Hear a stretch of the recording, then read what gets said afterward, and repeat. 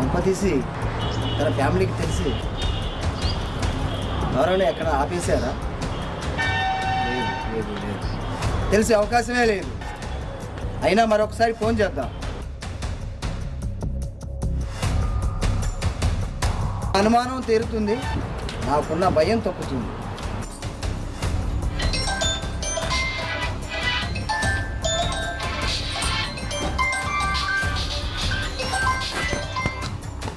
Hello Shiva, బతికించావు Balu. ఏం జరిగిందో రాని భయపడిపోయాను.